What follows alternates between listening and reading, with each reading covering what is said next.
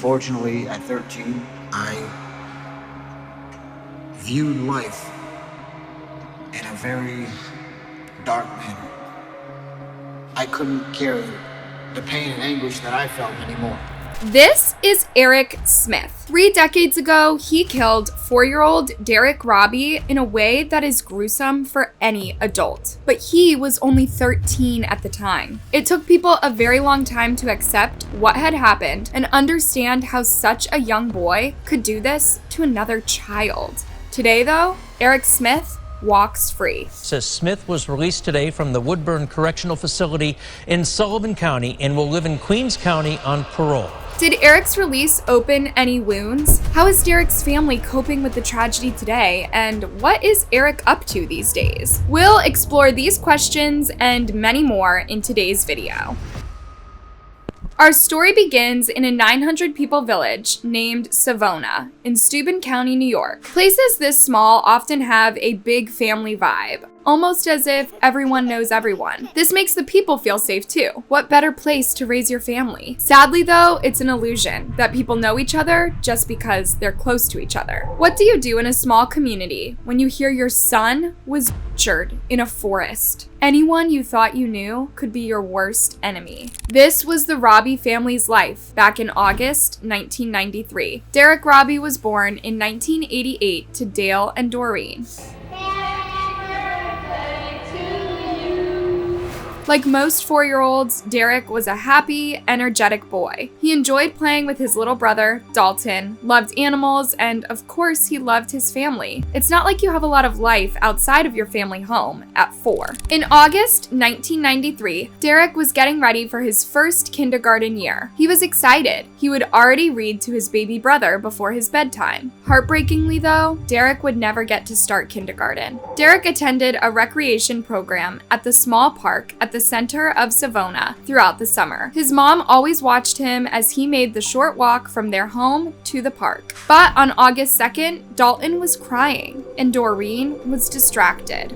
Dalton was very fussy that morning, and Derrick says, "It's okay, Mom, I'll go by myself. You know, it's no problem. The kids are probably going down the street." Derrick loved his bike, and he reminded his mom that he was soon turning 5, so he was confident he could just cycle to the park just down the street. It's the first time I've ever let him go anywhere alone. Moments later, a storm landed, and Doreen got overwhelmed by a sense of dread. I swear that was the moment he died. You believe that? Mm-hmm. You know, I think that he was letting me know. When Doreen ran to the park, the adults there told her Derrick had never made it to the park. Her worst fears were confirmed, but she had no idea where he could be. By noon, the police had begun looking for him. 5 hours after he was reported missing, Derrick's mutilated body was found in a small patch of woods minutes away from the park. He'd been beaten to death with rocks and strangled. His body hadn't even been covered. It was just left there to rot. Imagine hearing this news about your kid. The biggest thing I remember was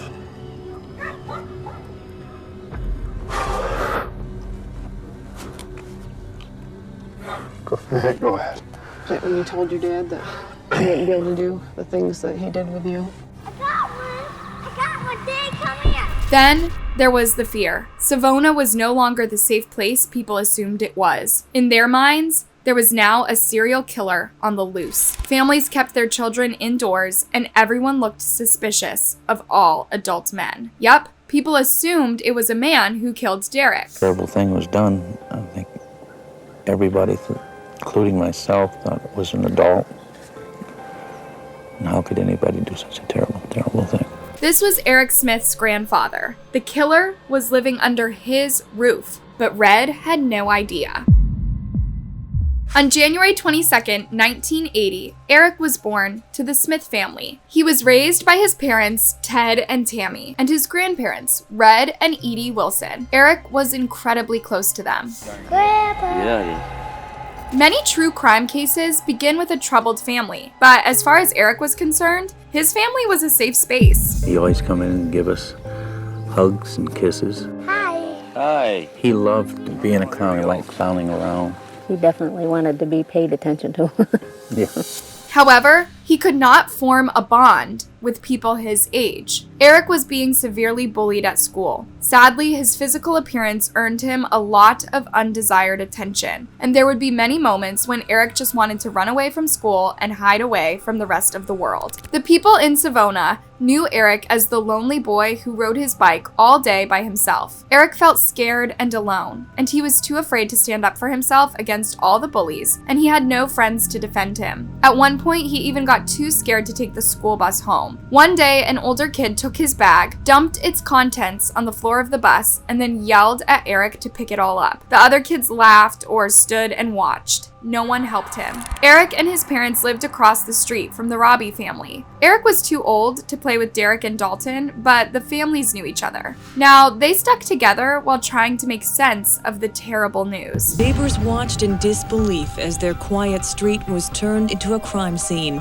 Derrick Robie was beaten to death. Autopsy reports show he died from blows to the head. State and local investigators have no suspects. Savona residents had this running theory where a stranger drove from town to town attacking little children. Wow, it's terrible murder like this. Everyone was saying, let's go find the drifter, whoever this adult is. Yeah, no one was suspecting a 13-year-old freckled boy with glasses. Eric would have probably gone undetected his whole life if he hadn't started to feel an overwhelming sense of guilt. 4 days after Derrick's body was discovered, Eric walked into the local police station and offered to help investigators with the case. He wanted to confess, but wasn't ready just yet. Eric wasn't a cold and calculated killer. He hadn't really thought about how the meeting with the police would go, and the cops could tell he knew more than he was letting on. Then, the detective asked him where he last saw Derrick. He put his head down, and he brings his fist up, and his fists were vibrating a little bit, and he goes, "You think I killed him, don't you?" The officers let Eric take a short break. Then they asked him if he knew who killed Derrick, but Eric couldn't say, so they let him go for the time being. After all, they couldn't just arrest a 13-year-old on a hunch. Their hunch wasn't even that Eric had murdered Derrick. They just thought he'd witnessed the murder and was too traumatized to talk about it. I'm thinking that, this kid's seen something that's very, very traumatic, and there's a block in there, and I can't get around it. They were going to ask him and his family more questions as the investigation progressed. They wouldn't have time to, though. The people of Savona gathered for Derrick's funeral on August 7th. It was a gut-wrenching sight to see his tiny coffin, reminding everyone just how short his life had been cut, and in such a brutal way. A whole community in tears, and Derrick's family would never recover from this. Eric couldn't hold the guilt anymore. 2 days after the funeral, he went to the police again and he confessed to the murder as he sat next to his grandpa. Eric was arrested and charged with the second-degree murder of Derrick Robie. But it was a long way to go before people could come to terms with what had happened. Had Eric always been like this, or had something happened to make him a real-life monster? The only thing more shocking than the crime was the identity of the killer. A freckle-faced redhead named Eric Smith. As several people spoke to Eric and looked at his motive, a grim scenario appeared. Eric continued to deal with Derrick's body because he wanted to, because he chose to, and most frighteningly, because he enjoyed it. Yeesh. And yet, all Eric could say was he just wanted to kill Derrick. He told the detectives that when he saw Derrick on his bike that morning, he just knew he wanted to kill him. So he lured him into the wooded area and attacked him. His story wasn't any different when he spoke to his family. And here's the strange thing. Bar the bullying at school, Eric had no trouble in his life. He had a good relationship with all 4 caregivers and a relatively stable upbringing. However, a thing or two would be revealed during his trial. Eric's trial was an exceptionally difficult moment for everyone in Savona. This once peaceful, trusting community had turned into a roaring crowd, filled with journalists and people from out of town, desperate to find the most interesting story on Eric. and poor Derrick's parents had to sit and listen to the horrific details of their son's murder. The prosecutor described how Eric had demised Eric with a stick and how he poured Kool-Aid into the cuts on his head. And the biggest question no one could answer was why. Those are his words. I poured it into the cuts. I said, what forever did you do that for? I don't know, I just did.